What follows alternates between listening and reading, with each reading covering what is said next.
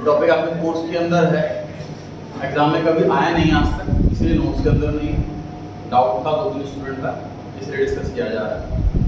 Sir partner की death हो जाती है, उसके एग्जीक्यूटर को पेमेंट करनी होगी बाकी पार्टनर्स को, लेकिन सर इतना कैश अवेलेबल नहीं होता। जैसे एग्जांपल मैंने पहले भी दिया था कि जब पार्टनर्स पैसा लगाते हैं तो फॉर्म के अंदर ना कैश रखा रहता, वो कैश तो बिल्डिंग बन जाता है, मशीन बन जाता है, फर्नीचर बन जाता है, स्टॉक बन जाता है।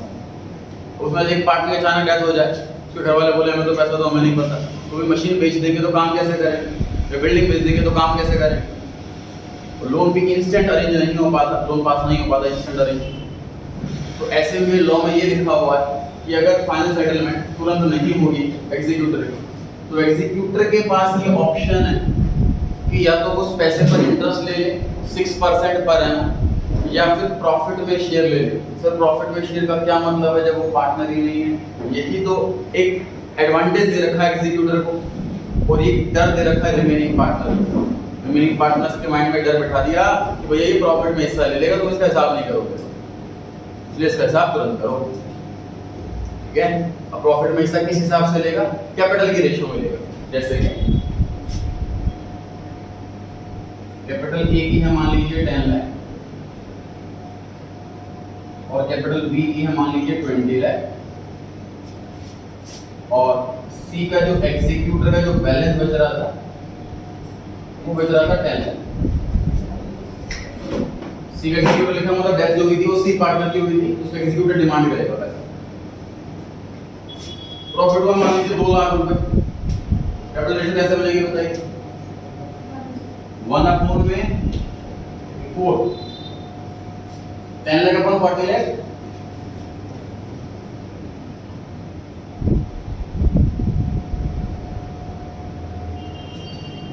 या फिर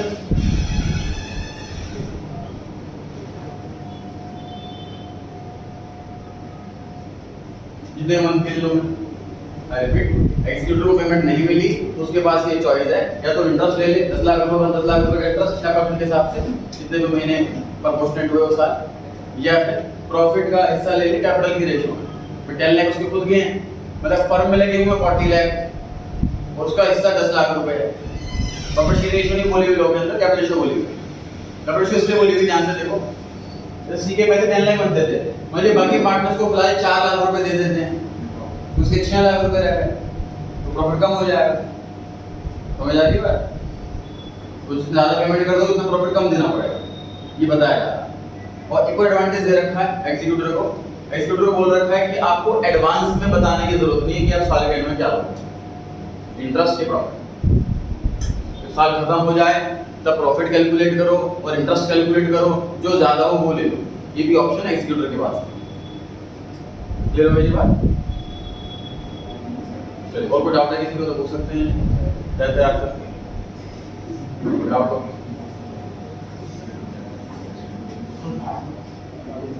सर अगर हम पहले की पिछले साल का प्रॉफिट एंड लॉस हो और फिर जब आगे वाले प्रॉफिट एंड लॉस को निकाल दे सकते हैं तो इस माइनस को करते हैं, फिर एसेट साइड में तो चलो लॉस माइनस करते हैं। सर जब पार्टनर की डेथ होती है उसे रिजर्व वगैरह डिस्ट्रीब्यूट करना है मिडिल ऑफ द ईयर, तो वो जैसे WCR वगैरह डेबिट कर दें तो सब पार्टनर्स में बांट देते हैं, खाली डिक्रीज पार्टनर सब पार्टनर सिर्फ P&L सस्पेंस डेट वाले पार्टनर को, बाकी सारे आइटम सारे पार्टनर, डेरिवेटिव का प्रॉफिट हो चाहे रिजर्व हो चाहे पुराना लॉस हो। डाउट है जी किसी को? और चलिए कंटिन्यू करते हैं।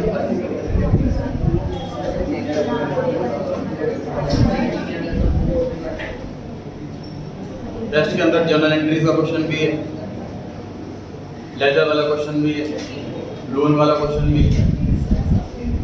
लोन में भी डेट अलग दे रखी है मैंने एनुअल वाली, बस इजी सा टेस्ट बनाया।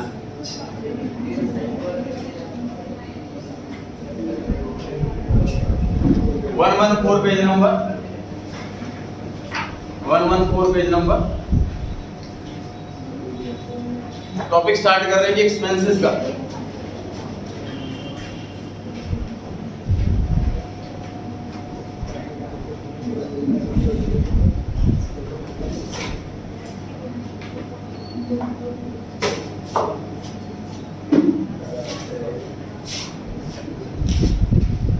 से देखिए बोर्ड पर।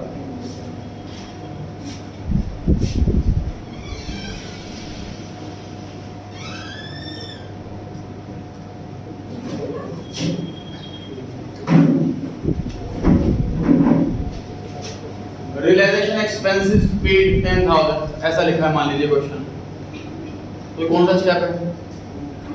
स्टेप 2 है सर, जजमेंट है। बैलेंस शीट के अंदर तो लिखा नहीं होगी लाइन, पार्टनर का नाम नहीं लिखा होगा तो हम कैश चेक करेंगे, पैसा आ रहा है कि जा रहा है ये चेक करेंगे। इस केस में पैसा जा रहा है, एंट्री होगी, बताइए। Realisation account debit to cash account 10,000। Easy है बिल्कुल। सर एक्सपेंसेस कैसे होते हैं रियलाइजेशन के टाइम पर? सर असेट बिकवा रहे हैं, उसको कुछ कमीशन देना पड़ सकता है, मार्केट सर्वे करना पड़ सकता है, 50 जगह घूमेंगे, हर जगह बात करेंगे, आने जाने का खर्चा हो सकता है, कन्वेंस का खर्चा हो सकता है, जो हमारी पार्टनरशिप हमको क्लोज करने के लिए जो फॉर्मेलिटी होती हैं वो फॉर्मेलिटी की गवर्नमेंट की फीस जाएगी, वो खर्चा हो सकता है। ऐसे काफ़ी सारे खर्चे हो सकते हैं। तो हमें स्पेसिफाई नहीं किया होता जनरली कि एक्सपेंस कौन सा है, एक्सपेंस कोई सा भी, एंट्री सेम ही होती है। आगे बात करते हैं। तो कई बार क्या होता है कि फर्म के अंदर कैश नहीं है, क्योंकि जैसे ही पैसा क्रेडिटर जो है वो समझ लो बाहर खड़ा हुआ है, वो तो वेट कर रहा है जैसे ही पैसा फर्म के अंदर आएगा और हम ले लेंगे, क्योंकि हमें पेमेंट चाहिए। अब एक्सपेंस हो रिलेशन के 10,000 रुपये और फर्म में कैश ही नहीं है, तो ऐसे केस में क्या करेंगे? सारे पार्टनर्स को बोला जाएगा, अकाउंटेंट और पार्टनर्स को बोलेगा कि सर पेमेंट करनी है इनकी और पैसे हैं नहीं, तो आप में से किसी के पास है तो दे दो, आप मैं आपके हिसाब में लिख लेता हूँ। तो अगर ऐसे केस में एक्सपेंस कोई पार्टनर पे कर देता तो एंट्री क्या होनी चाहिए? रियलाइजेशन अकाउंट है, partners capital account. Credit the given वाला लॉजिक लग गया, क्रेडिट द गिवन वाला लॉजिक लग गया। क्लियर हो गई बात? ये दो केस समझे हमने। पहला केस कि नॉर्मल एक्सपेंस है और पे हो गया, रिलेशन डेबिट क्योंकि एक्सपेंस है, टू बैंक क्योंकि कैश जा रहा है। दूसरा केस हमने क्या समझा कि रिलेशन एक्सपेंस पे कर रहा है पार्टनर, एक्सपेंस है रिलेशन अकाउंट डेबिट, और पार्टनर पे कर रहा है क्रेडिट द गिवन, इसलिए to partners capital account. Clear हो गई बात? आगे बढ़ते हैं। सर पार्टनरशिप हमेशा डिसॉल्व होती है, सिंपल सी बात सर। कोई भी इंसान देखो जॉब नहीं छोड़ता रहता, उसको दूसरी जॉब नहीं मिलती। मान लीजिए कोई पर्सन जॉब से परेशान, वो चाहता जॉब छोड़ना, तो जॉब कभी नहीं छोड़ेगा तुरंत, वो पहले नई जॉब के लिए अप्लाई करता रहेगा, साइड घंटे को इंटरव्यू दे करके आएगा, ईमेल करेगा हर जगह, और जब उसको जॉब मिल जाएगी तो वो जॉब छोड़ेगा पढ़ने वाले। ऐसे ही होता है। तो डिसोल्यूशन में भी सर सबका काम बंद हो रहा है, 3 पार्टनर का काम बंद हो रहा है, तो ऐसे केस में जनरली 3 में से एटलीस्ट 2 कोई ना कोई काम ढूंढ चुके होते हैं, पहले से अपना वो काम स्टार्ट कर चुके होते हैं। ये मैं क्यों बता रहा हूँ? इसलिए क्योंकि जो भागने वाला काम है, जो सर्च करने वाला काम है, जो एसेट को बेचने वाला काम है, ये काम काफ़ी लॉन्ग काम है, काफ़ी लंबा काम है, काफ़ी टाइम कंज्यूमिंग काम है। ये सारे पार्टनर नहीं करते। ये जनरली क्या होता है कि 3 में से एक पार्टनर को ड्यूटी दे दी जाती है। फॉर एग्जांपल ABC पार्टनर है सर, तो B एंड C ने तो ढूंढ लिया अपने लिए कोई काम, A अभी तक कोई सर्च नहीं कर पाया है, तो B और C ने बोला कि भाई A तुम ये सारा काम देख लो, एसेट बिकवानी है और लायबिलिटी पे करनी है, डॉक्यूमेंटेशन वाला काम सब तुम देख लो। ठीक बात है। अब इसमें खर्चा वर्चा होगा आने जाने का, वो खर्चा ऑब्वियसली फर्म का होगा, थोड़ा सा थोड़ा पर्सनल खर्चा है, वो खर्चा फर्म का होगा, मतलब एक्सपेंस की एंट्री यही होगी अगर फर्म के से जेब से पैसा ले रहे हैं। अगर एक खुद पैसा दे रहा है तो ये वाली एंट्री होगी, करेक्ट। लेकिन इसमें कई बार क्या होता है कि एक्सपेंस ना बहुत ज्यादा ना कर दे, B एंड C को ये डाउट है कि भाई एक्सपेंस ना बहुत ज्यादा ना कर दे, तो इसलिए क्या करते हैं, इसको ऐसा बोल देते हैं कि भाई आप सपोज इसके बदले में वो पैसे लेगा, कमीशन लेगा, सपोज 50,000, ध्यान से समझना। पार्टनर A जो है वो कह रहा है कि भाई तुम तो जॉब में कमा रहे हो, सारा काम मैं अकेले क्यों करूं, ड्यूटी तो तीनों की। तो सपोज B एंड C इसको कह रहा है A को कि भाई तुझे 50,000 रुपये अलग से मिलेंगे सैलरी या कमीशन या रेम्यूनरेशन, कुछ भी कह लो इस काम की, इस ड्यूटी की। ठीक बात है। अब उस 50,000 रुपये की एंट्री पे बाद में चर्चा करेंगे। अब एक्सपेंस पर आता है, भाई ये कहता है कि ठीक है 50,000 तो मुझे मिलेंगे, वो तो मेरी कमाई हो गई, और जो खर्चे होंगे 15-20,000 वो तो B और C कहते हैं फर्म से देंगे। अब B और C को ये डाउट है कि अगर हमने ये बोल दिया खर्चे सारे के सारे फर्म पे करें, तो A खुला खर्चा ना करे, ज्यादा खर्चा ना करे और फेक खर्चा ना बता दे। सिंपल सी बात है, डिसोल्यूशन हो रहा है तो ट्रस्ट तो नहीं होगा पार्टनर्स में। अगर कहीं ना कहीं डिसोल्यूशन का रीजन सबसे बड़ा यही होता है कि आपस में ट्रस्ट खत्म हो गया, जैसे फॉर्म बंद करके अपना अपना अलग अलग काम कर रहे हो। तो ऐसे केस में क्या होता है, B एंड C A को बोलते हैं कि तुझे 50,000 की जगह 60,000 रुपये देंगे रेम्यूनरेशन, लेकिन खर्चे सारे तेरे। अब खर्च सिर्फ 500 रुपये हो या खर्च 50,000 हो जाए, वो तेरी हेडेक। समझ पा रहे हैं आप? जैसे हम ऑडिट करने जाते हैं तो आउट ऑफ स्टेशन जाते हैं ऑडिट करने के लिए। जनरली तो ऐसा होता है कि एक्सपेंस सारे कंपनी के होते हैं, हमारा जाने का, होटल में रहने का, खाने पीने का सारा खर्चा कंपनी की साइड से होता है। जनरली ऐसा होता है। कई बार कंपनी क्या करती है, एग्रीमेंट में लिखता है कि लंप सम अमाउंट दे देंगे आपको, मतलब एक फिक्स्ड अमाउंट दे देंगे। वो अमाउंट जनरली थोड़ा ज़्यादा होता है नॉर्मल ऑडिट फीस से, उसमें खर्चा आता है। तो पहले वाले केस में अगर कंपनी खर्चा दे रही है फिर तो हम फर्स्ट क्लास AC वाली टिकट लेते हैं, 5 स्टार होटल में रहते हैं, 6 बार खाना खाते हैं, ऐसा होता है। लेकिन जब खर्चा हमारा लमसम अमाउंट दे दिया जाता है और आप ही का खर्चा है, फिर हम सबसे छोटे वाली बस में जाएंगे, सबसे छोटे होटल में रहेंगे, एक ही टाइम खाना खाएंगे, ऐसा होता है। तो इसमें पार्टनर की मर्जी है। तो ये वाला केस क्या है सर?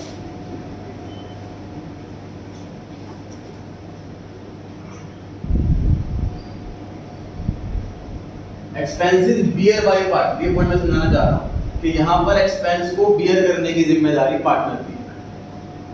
अगर ऐसा एग्रीमेंट कर लिया है कि सारे खर्चे पार्टनर के, खर्चा चाहिए रुपये हो, 1000 रुपये हो, सारी जिम्मेदारी पार्टनर की।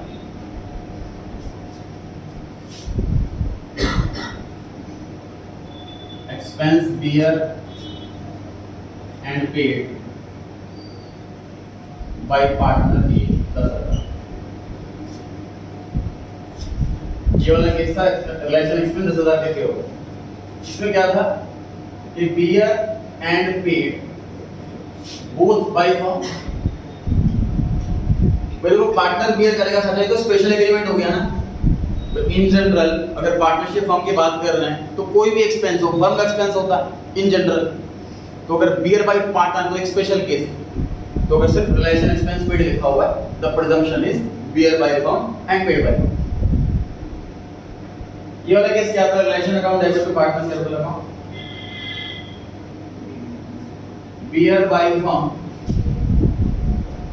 But paid by partner.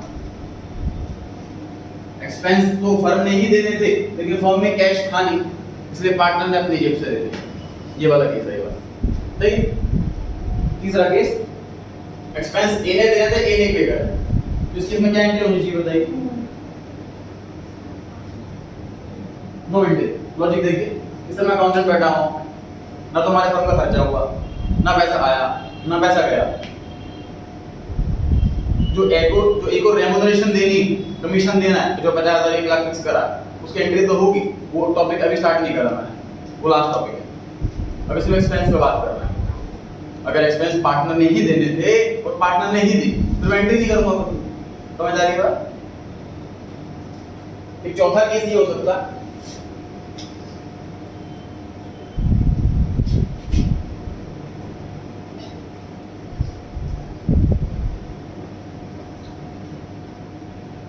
Expenses bear by partner and paid by firm. मतलब रिस्पांसिबिलिटी दे दी थी, ए को भी सारे खर्चों की जिम्मेदारी तुम्हारी है, तुमने ही भरने सारे खर्चे। और जब खर्चा पे करने का टाइम आया तो अकाउंटेंट को कह रहा है मिस्टर पार्टनर है कि भैया पैसे फिलहाल मेरे पास है नहीं, तुम ऑफिस के पैसों से दे दो, मेरे खाते में लिख दो। ठीक बात है? वो expense bear by partner and paid by firm. जैसे कि इसमें एंट्री क्या होनी चाहिए? सर फर्म के पास से पैसा जा रहा है तो टू कैश तो होगा डेबिट द रिसीवर। मतलब अकाउंटेंट ऐसे रिकॉर्डिंग करेगा कि भैया एक्सपेंस की तो जिम्मेदारी तुम्हारी थी, मैं तो तुम्हें पैसे दे रहा हूं, तुम एक्सपेंस पे करो या जो मर्जी करो, डेबिट द रिसीवर। समझ पा रहे हैं? एक्सपेंस की जिम्मेदारी तो पार्टनर की ही थी, हम एक्सपेंस तो पे करेंगे नहीं ऑफ कोर्स। अगर हमारी जेब से तुम चाह रहे हो अकाउंटेंट की जेब से, मतलब फर्म की जेब से तुम के अकाउंट में पैसा जाए, तो ऐसा माना जाएगा कि फर्म के पैसा पार्टनर को दिया जा रहा है, फिर पार्टनर पे कर रहा है। टोटल 4 केसेस हैं जी। Paid by firm, bear by firm, relation to cash, bear by firm, paid by partner, relation to partners capital, expense bear by partner, paid by partner, no entry, bear by partner, paid by firm, partners capital to 9। इसमें sir notice करने वाली चीज क्या है, exam में गलती ना हो। अगर बियर बाय फर्म है तभी रियलाइजेशन डेबिट होगा, वरना नहीं। बियर बाय फर्म का मतलब खर्चा फर्म का, तभी डेबिट। अगर पेड बाय फर्म है तभी कैश अकाउंट क्रेडिट होगा। अगर पेड बाय फर्म नहीं है, फर्म से पैसा नहीं जा रहा, तो कैश अकाउंट क्रेडिट नहीं होगा।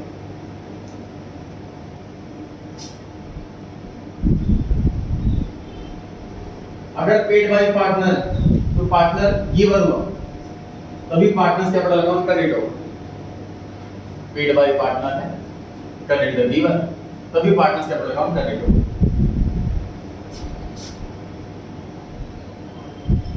और अगर बियर बाय पार्टनर, तो मतलब पार्टनर की जिम्मेदारी थी, वो मानेंगे पार्टनर को पैसा दिया हमने, तो पार्टनर्स कैपिटल अकाउंट डेबिट होगा। अगर बियर बाय पार्टनर है तभी पार्टनर्स कैपिटल अकाउंट डेबिट होगा। लेकिन सर इस वाले केस में बियर बाय पार्टनर है, पार्टनर कैपिटल डेबिट नहीं हुआ। इस वाले में लॉजिक लगा देखो, बियर बाय पार्टनर है, partner capital debit, paid by partner है, पार्टनर कैपिटल क्रेडिट, तो जो डेबिट में वही क्रेडिट है, कैंसिल हो गया, इसलिए नो एंट्री आ गई। जो मैंने बोर्ड पे लिखा है ये चीज आपकी बड़ी सुंदर से टेबल बना के दे रखा है, 114 पेज पे देखें। चार केस रखे हैं जी। पहले केस में बियर बाय और दूसरे केस में पेड बाय। पहला केस है सर, फर्म ने पैसे देने थे, फर्म ने पैसे दिए हैं, तो एंट्री क्या लिखी हुई है? Realisation to cash. Second case में फर्म ने पैसे देने थे लेकिन पार्टनर ने पैसे दिए हैं, realisation account debit to partners capital. तीसरा केस, फर्म पार्टनर ने पैसे देने थे लेकिन फर्म ने पैसे दिए हैं, तो बियर बाय पार्टनर है, partners capital account debit, paid by firm है, कैश अकाउंट क्रेडिट। और लास्ट केस, पार्टनर ने देने थे, पार्टनर नहीं दिए हैं, नो एंट्री। क्लियर हुई जी बात? उसके नीचे एक और एंट्री भी लिखी हुई है, देख लीजिए आप कि रियलाइजेशन अकाउंट डेबिट कब होगा? तभी जब बियर बाय फर्म हो, और ये प्रिजम्पशन है, कुछ ना लिखा हो तो ये मानना है। उसके बाद लिखा है पार्टनर्स कैपिटल अकाउंट डेबिट कब होगा? जब बियर बाय पार्टनर हो। क्रेडिट पे आ जाओ। टू बैंक या कैश क्रेडिट कब होगा? जब क्वेश्चन में लिखा हो पेड बाय फर्म, और ये प्रिजम्पशन है, कुछ ना लिखा हो तो ये मान के फर्म से पैसा गया। To partners capital account credit कब होगा? जब क्वेश्चन में लिखा हो पेड बाय पार्टनर। क्लियर हो गई जी बात? चलो जी, 5 केसेस हैं, आप ट्राई करेंगे इसको। चलो 2 मिनट का टाइम दो, जो मैं चेक करता हूँ, बताता हूँ। पहला, expenses of realisation 500 was paid by Mohan a partner. Mohan partner ने पे करा है सर, पेड बाय पार्टनर। जब भी पेड बाय पार्टनर होता है तो पार्टनर्स कैपिटल अकाउंट क्रेडिट होता है। क्रेडिट साइड में तो पक्की बात है कि मोहन कैपिटल अकाउंट आएगा, मोहन कैपिटल अकाउंट आएगा क्रेडिट साइड। सर क्वेश्चन में मेंशन नहीं कि एक्सपेंस पे करने किसको थे, ये मेंशन नहीं, मतलब बियर बाय हूं, ये मेंशन नहीं, तो what is the presumption? Firm ने बियर पे करने थे एक्सपेंस, इसलिए डेबिट साइड में रियलाइजेशन अकाउंट है।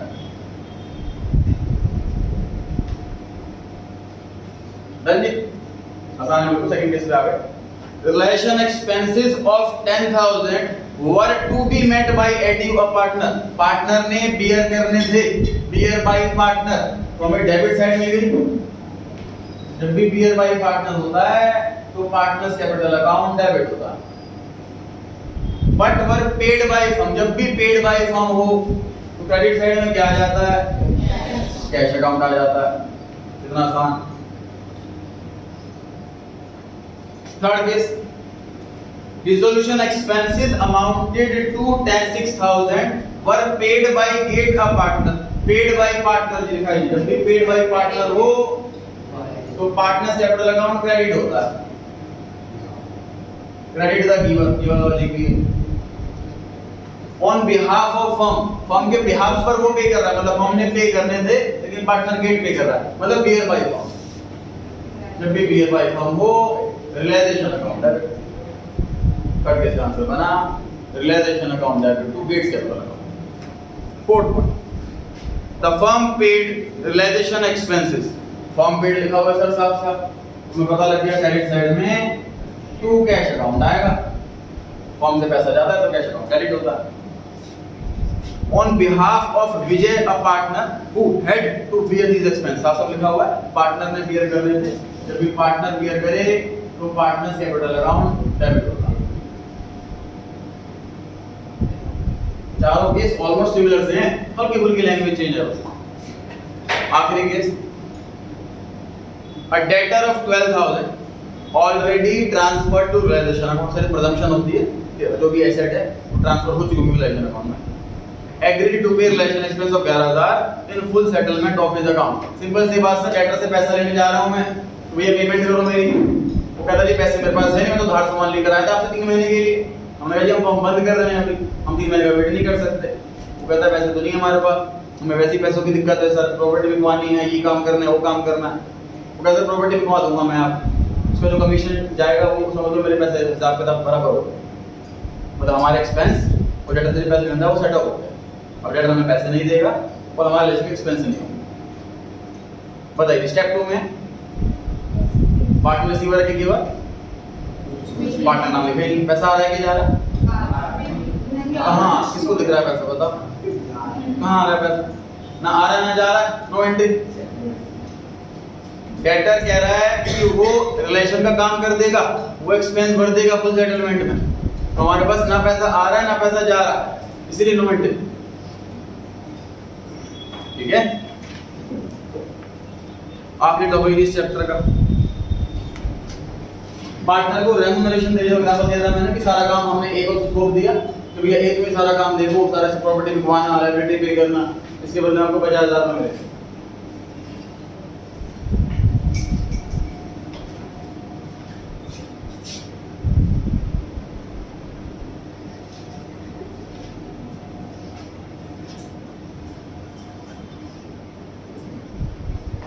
तो पार्टनर को रेम्यूनरेशन दे रहे हैं तो वो रिसीवर हुआ, वो डेबिट होना चाहिए, क्रेडिट क्यों हो रहा है? 2 मिनट लगाएं, सोचें इस पर, क्या करें, फिर डिस्कस करते हैं। पार्टनर को रेम्यूनरेशन दे रहे हैं सर, वो तो रिसीवर हुआ, वो गिवर कहां से हुआ? तो उसको डेबिट करना चाहिए, डेबिट क्रेडिट के लॉजिक से, डेबिट से रिसीवर, क्रेडिट से गिवर लॉजिक से उसको डेबिट करना चाहिए। क्रेडिट क्यों कर रहे हैं, चर्चा करते हैं इस पर, चलिए डिस्कस करें, बताएं इसको लग रहा है, आपको लग रहा है आंसर। हाँ जी, पार्टनर्स के बिल क्रिएट होता है, debit the receiver credit the giver वाला लॉजिक से मुझे इसको सही है प्रूफ ये करके बताइए।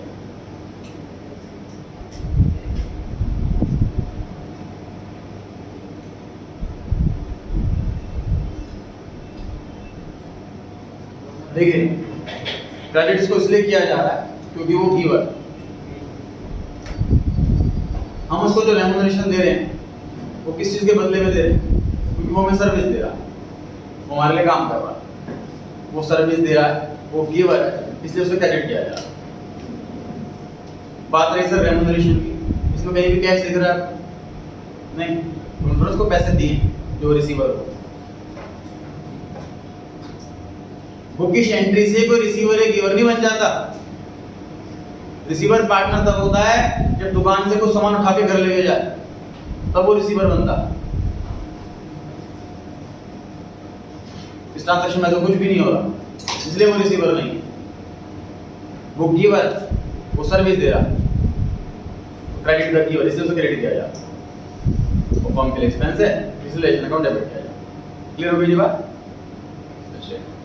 अब जो पॉइंट नंबर 1 से लेके 11 तक करने वाले हैं, ध्यान से समझ लीजिए। एक ही पॉइंट के अंदर रेम्यूनरेशन और एक्सपेंस मिक्स होकर के आएंगे और आपके मिक्स ही बन जाएगी। बच्चे एक सिंगल एंट्री करने की कोशिश करते हैं, आंसर गलत हो जाता है। हमने क्या करना है, हमने पॉइंट को बड़े ध्यान से पढ़ना है और उसमें से रेम्यूनरेशन वाला पॉइंट पिक करना और ये वाली एंट्री कर देनी है। 11 के 11 किसमें ये एंट्री है, लेकिन रेम्यूनरेशन और उस सेंटेंस के अंदर एक एक्सपेंस वाला अमाउंट भी होगा, उसको पिक करना है और जो आपने अभी भी पढ़ा था 4 केसेस वो वाली एंट्री करनी है। तो 2 एंट्री करनी है आपको 11 के 11 पॉइंट में, मतलब टोटल 22 एंट्री होगी। होता है किसी पॉइंट के अंदर एक्सपेंस ना हो तो एक एंट्री होगी उसके अंदर, लेकिन अगर 2 अमाउंट है तो हमें ढूंढना है। लैंग्वेज ऐसी होगी जो साफ साफ नहीं बताएगी एक्सपेंस है बेटा रेम्यूनरेशन है बेटा एंट्री। लैंग्वेज ऐसी नहीं होगी साफ साफ, ठीक है। लैंग्वेज में हमें ध्यान से पढ़ करके पिक करना पड़ेगा, ढूंढना पड़ेगा, मीनिंग निकालना पड़ेगा, एक्सपेंस कौन सा, रेम्यूनरेशन कौन सा। रिपीट कर रहा हूं, रेम्यूनरेशन की एंट्री 11 के 11 केस में सेम, कोई चेंज नहीं होगी, और एक्सपेंस की एंट्री वही 4 जो भी बताई। 2 मिनट का समय दे रहा हूं आपको, ट्राई करेंगे खुद से। चलिए करते हैं स्टार्ट। पहला question, Edu a partner who undertakes to carry out the dissolution proceeding is paid 3000 for the same. तो पेड पर लिखा मतलब हमसे पैसा जा रहा है। तो जनरली क्या होता है कि रेम्यूनरेशन का अमाउंट डिसाइड हो जाता है पार्टनर्स के बीच में और हम अकाउंटेंट लेवल इनसे पास कर देते हैं फॉर्म के लिए खर्चा होगा क्रेडिट द ठीक है। अब पार्टनर डिमांड करता है कि मेरे पास पैसे हैं ही बिल्कुल, तो मुझे जो रेम्यूनरेशन के पैसे मुझे वो कैश चाहिए। पार्टनर रिसीवर है कि गिवर, बोथ सर्विस दे रहा है और पैसे ले रहा है, नेट कुछ भी नहीं, इसलिए पार्टनर का नाम नहीं आया।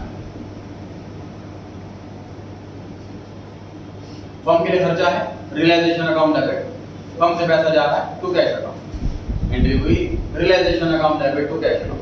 रिपीट कर रहा हूं, पार्टनर का नाम क्यों नहीं आया? वो सर्विस दे रहा है क्रेडिट द गिवर और वो पैसे ले रहा है डेबिट द रिसीवर, नेट कुछ भी नहीं है। एग्जांपल 11th क्लास से रिवाइज कराता हूं जी।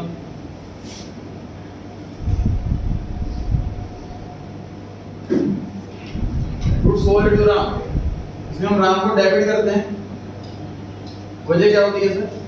Debit the receiver, personal account है। Good sold to Ram for cash, इसमें राम का नाम लिखते ही नहीं है, उसके पीछे वजह क्या? डेबिट क्रेडिट के रूल के हिसाब से, रिसीवर गिवर के रूल के हिसाब से। वो कुछ रिसीव कर रहा है, वो रिसीवर, वो पैसे दे रहा है, वो गिवर, नेट कुछ भी नहीं, नाम इसलिए नहीं आता। इसलिए याद नहीं करना आपको कि सर कैश में बेचा उधार को है नहीं, ये वाला याद कर रखा है हमने, इसलिए नाम नहीं लिखना उसका। कोई भी लॉजिक हर एक रूल से लगना चाहिए, रिसीवर गिवर के रूल से भी लगना चाहिए और कॉन्सेप्चुअल रूल से भी लगना चाहिए। तो राम का नाम इसलिए नहीं आया क्योंकि नेट कुछ भी नहीं। इसी तरीके से यहाँ पर पार्टनर सर्विस दे रहा है, पैसे ले रहा है, नेट कुछ भी नहीं। एम्प्लॉय का जब सैलरी देते हैं एम्प्लॉय को, तो एम्प्लॉय रिसीवर होता है, पैसे मिल रहे हैं, तो नाम क्यों लिखते उसका? तो एम्प्लॉय का नाम लिखते नहीं, इसलिए बस पता है क्योंकि वो गिवर है, उसने सर्विस दी है, और वो रिसीवर है, उसने पैसा लिया, नेट कुछ भी, इसलिए एम्प्लॉय का नाम नहीं है। सेकंड केस पे आ गए जी। Edu, one of the partners, was asked to look into the dissolution of the firm, for which he was allowed a commission. Sir commission के नाम से है, रेम्यूनरेशन के नाम से है, सैलरी के नाम से है, फर्म के लिए खर्चा है, realisation account debit, credit the giver, service दे रहा है to Adu's capital account, realisation account debit to Adu's capital account 2000. Point number 3. Yet a partner was paid remuneration 20,000 rupees and he was to meet all expenses. Paid लिखा हुआ है, was paid, तो relation account debit to cash account 20,000 रुपए। Remuneration में end to end दे दी, partner ने service दी और पैसा लिया, नेट कुछ भी नहीं, इसलिए पार्टनर नाम नहीं आया।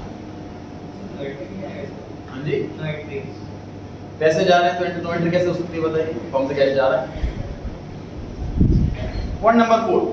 Edu, a partner, was paid remuneration amount to 15,000 and he was to meet all expenses. Firm paid an expense of 6,000. Again sir इस क्वेश्चन के अंदर देखो रेमुनरेशन का अमाउंट अलग है और एक्सपेंस का अमाउंट अलग है, हमें दोनों को मिक्स नहीं करना। रेमुनरेशन पे आते हैं जी, रेमुनरेशन पे हो गई है तो एंटर कीजिए relation account debit to cash account 15,000। Remuneration क्योंकि पे हो गई है इसलिए एंटर कीजिए realisation account debit to cash account 15,000। अब एक्सपेंस पर आइए और सोचिए ऊपर चौथे चारों में से कौन सा केस है? Firm paid an expense of 6,000, firm ने पे करा, पेड बाय फर्म है और लिखा हुआ था he wants to meet all expense, मतलब बियर बाय पार्टनर है। तो जब भी बियर बाय पार्टनर और पेड बाय फर्म में एंट्री क्या होती है? Adu's capital account debit to cash account.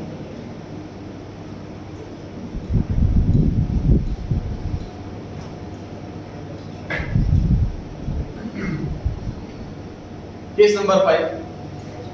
Relation expenses to 12,000 were paid by firm on behalf of a partner Edu with whom it was agreed at 9,000. Sir ये 12,000 रुपए expense का amount है, ये चीज क्लियर है और पेड बाय फर्म है, ये चीज भी क्लियर है। मतलब तो टू कैश अकाउंट 12,000 रुपए आएगा यार, ये चीज तो क्लियर है, paid by firm 12,000 on behalf of edu, मतलब एड्यू ने पे करने थे और हमने पे कर रहे हैं बियर बाय पार्टनर। तो जब भी बियर बाय पार्टनर हो तभी पार्टनर्स कैपिटल अकाउंट डेबिट होता। आगे it was agreed with 9,000 rupees, with whom it was agreed 9,000, मतलब हमने पार्टनर से एग्री कर लिया था कि हम आपको 9,000 रुपए देंगे। इन 9,000 रुपए रेम्युनरेशन में जो अमाउंट है, हमने पार्टनर से एग्री करा था कि हम आपको 9,000 रुपए देंगे।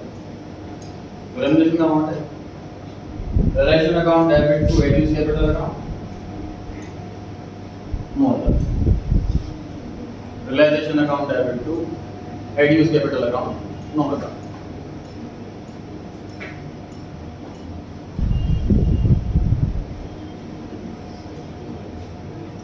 ये रेम्युनरेशन की एंट्री है, जो क्वेश्चन के साथ साथ लिखा नहीं है रेम्युनरेशन कमीशन में पढ़ करके पता लगाना।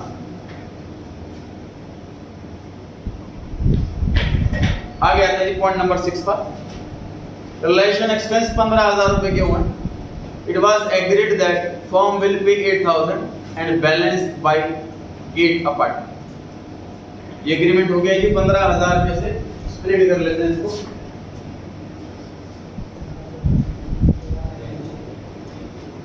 फर्म पार्टनर दो बार क्यों लिखा है? Bear and paid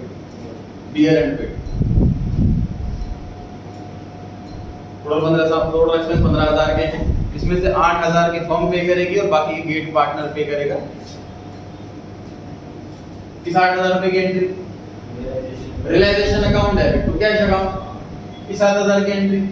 no entry. 8,000 की एंट्री लिख दीजिए, realisation account debit to cash account 8,000।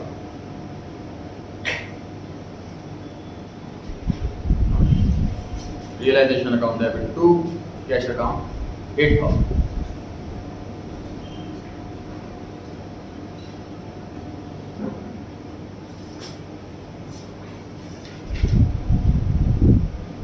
Point number 7. Relation expenses amounted to 10,000.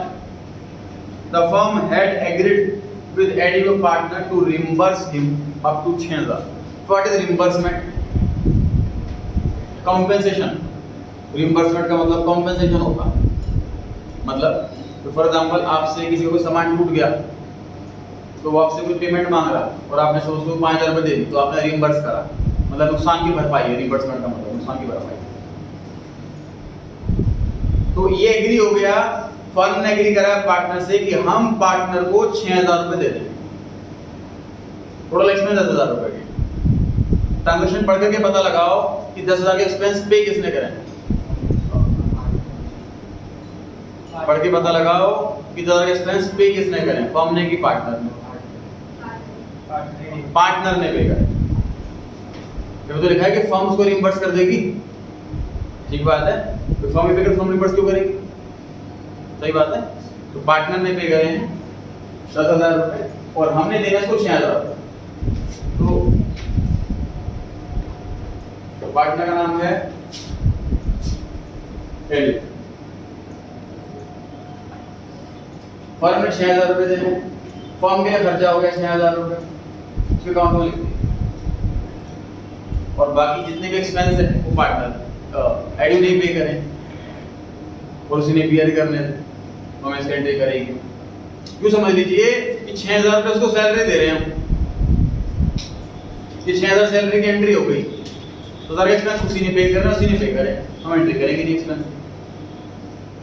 Single entry, relation account debit to Adu's capital account 6,000।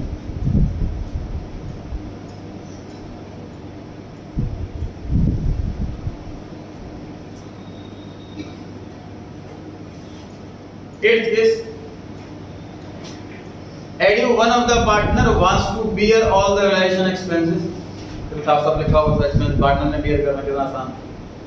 For which he was given a commission of 2% of the net cash realized from resolution. Resolution से जितना भी पैसा आएगा उसका 2% उसको as a commission मिलेगा। Asset बेचकर पैसा आया 25,000 और लायबिलिटी पे करी हमने 20,000 की, तो नेट कैश रियलाइज कितना हुआ? 20,000, 20,000 का 2% 400 रुपए। 400 रुपए कमीशन है।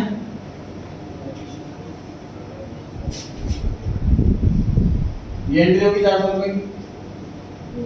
फॉर्म के लिए खर्चा होगा क्रेडिट लगेगा,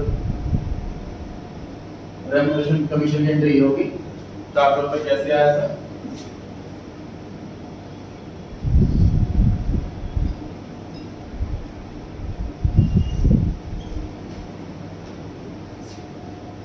$20,000 का 2%।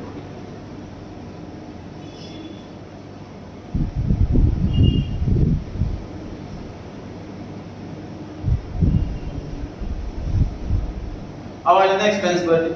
बताइए expense bear by who? Ed you.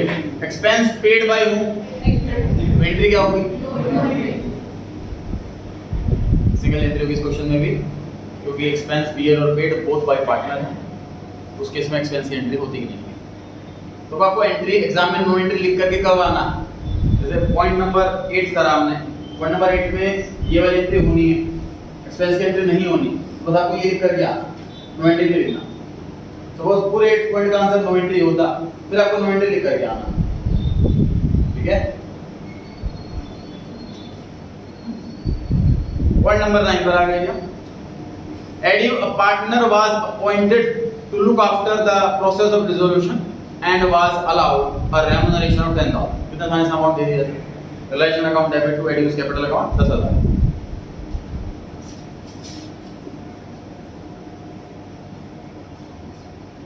ये हुई रेम्यूनरेशन की।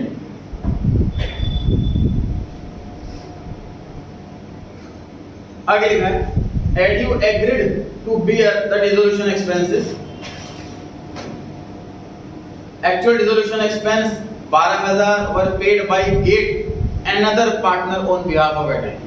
कॉपी पे चेक करूंगा जी, दिमाग लगा। Ed U debit to gate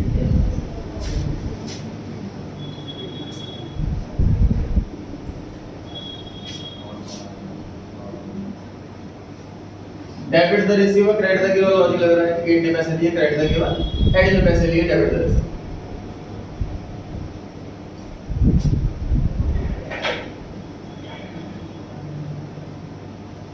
beer by partner, paid by partner में नो एंट्री होती है, तो इसके इसमें नो एंट्री क्यों नहीं है? क्योंकि इस बार दोनों बियर बाय पार्टनर वाला पार्टनर अलग है और पेड बाय पार्टनर वाला पार्टनर अलग है। बताया था मैंने आपको स्टार्टिंग में कि नो एंट्री क्यों आती है? क्योंकि बियर बाय पार्टनर में पार्टनर डेबिट होगा, पार्टनर क्रेडिट होगा, सेम अकाउंट डेबिट क्रेडिट नहीं होते, इसलिए नो एंट्री। ये तो सेम अकाउंट डेबिट क्रेडिट हो रहा है, अलग अकाउंट डेबिट क्रेडिट हो रहा है, इसलिए नो एंट्री नहीं होती। केस नंबर 10 पर आ गया। Ed U, a partner agreed to do the work of dissolution for 5,000 rupees. तो 5,000 रुपये रेम्यूनरेशन है कि एक्सपेंस है? Remuneration. He took away stock of the same amount as his commission. The stock had already been transferred to relation. ध्यान से देखें, noting ना करें, बोर्ड पे देखें। सभी के रेम्यूनरेशन की एंट्री, रेम्यूनरेशन बोलो, कमीशन बोलो, सैलरी बोलो, एक ही बात है। फॉर्म के लिए खर्चा होगा, क्रेडिट देगा, सर्विस दे रहा है। उसके बाद पार्टनर स्टॉक उठा करके ले गया, तो debit the receiver, Ed U's capital account debit to relation account 5,000। तो दोनों एंट्री एक दूसरे की रिवर्स है, तो या तो एग्जाम में दोनों एंट्री करके आए या फिर नो एंट्री करके आए। इसका आंसर नो एंट्री भी करेक्ट है, क्योंकि अल्टीमेटली फॉर्म में ना पैसा आया ना फॉर्म से पैसा गया, फॉर्म में ना पैसा आया ना फॉर्म से पैसा गया, तो आंसर नो एंट्री भी करेक्ट है। तो दूसरा ऑल्टरनेटिव सॉल्यूशन में करके आप नोट कर सकते हो, दोनों एंट्री करनी पड़ेगी। रिलेशन टू एडिस कैपिटल, ये रेम्यूनरेशन की, और एडिस कैपिटल टू रिलेशन, ये स्टॉक टेक ओवर की। अगर दोनों एंट्री की जाएगी इस केस में, ये नो एंट्री आंसर आएगा।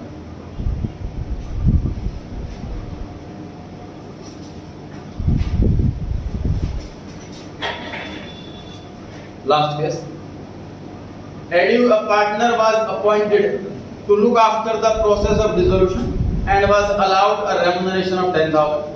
देखा तो बड़े आसानी से रेम्यूनरेशन का amount. Ed U agreed to bear dissolution expense, expense जो है वो एड यू ने बियर करने हैं।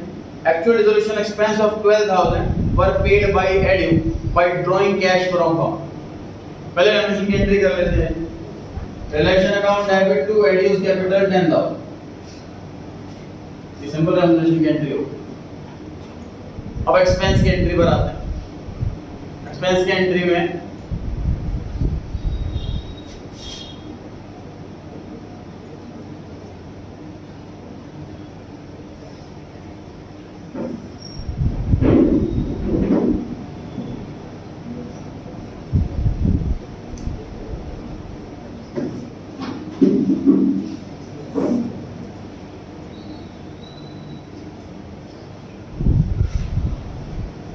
सोचिए कौन सी एंट्री सही होगी।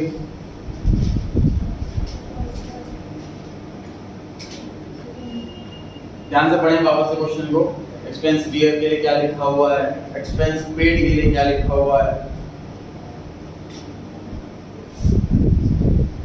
फिर माइंड लगा।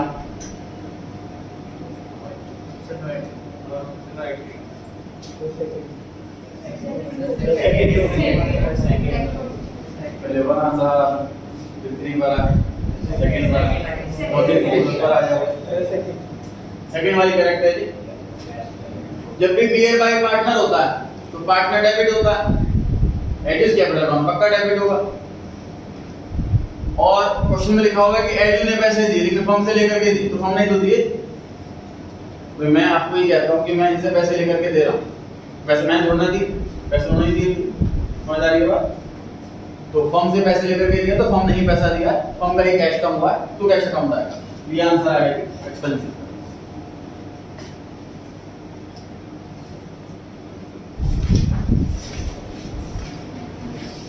एमसीक्यू स्टार्ट कर दीजिए आप लोग, इसके हो गए चेक करा लें।